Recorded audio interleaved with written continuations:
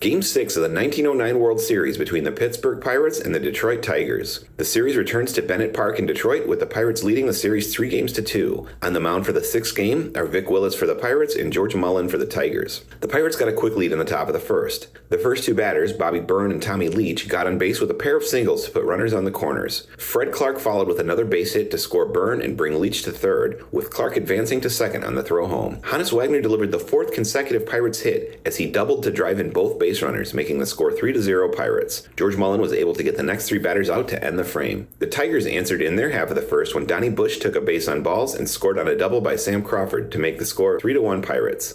Crawford walked to lead off the fourth inning for the Tigers. A single by Jim Delahanty put runners on the corners. George Moriarty followed with another base hit to drive in Crawford, but Delahanty was thrown out trying to take third base. We're left with Moriarty on second base with one out. Tom Jones delivered a third consecutive Tigers base hit to score Moriarty and tie the game up at 3-3. Jones advanced to second on an error on the play by Fred Clark, and Vic Willis walked the next batter to put a second runner on, but the veteran was able to get the next two batters out and end the inning tied at 3. In the fifth inning, Donnie Bush got on base for the Tigers again with a single. This time the double to bring home Bush came off the bat of Jim Delahanty to make the score 4-3 Tigers. Howie Kamnitz was brought on in relief of Vic Willis for the Pirates in the sixth inning. The Tigers continued to give the Pirate pitchers trouble when Boss Schmidt led off the sixth with a ground rule double. The momentum was almost squashed when George Mullen grounded into a fielder's choice for an out at third base, and Davy Jones erased that runner with a ground ball for a force at second, leaving a runner on first with two outs. Davy Jones stole second base, and then Donnie Bush drew a walk to put two runners on for Ty Cobb. Cobb hit the second ground rule double of the inning to score Davy Jones from second base and make the score 5-3 Tigers. The Pirates pinch hit for the pitcher Kamnitz in the top of the seventh and brought on World Series veteran Deacon Philippi for the bottom half of the inning. Pittsburgh made a last effort in the ninth inning when Dots Miller and Bill Abstein led off with back-to-back base hits to put runners on first and second. Chief Wilson laid down a bunt, and an error on the play by Tom Jones led to Dots Miller scoring from second and put runners on the corners with nobody out.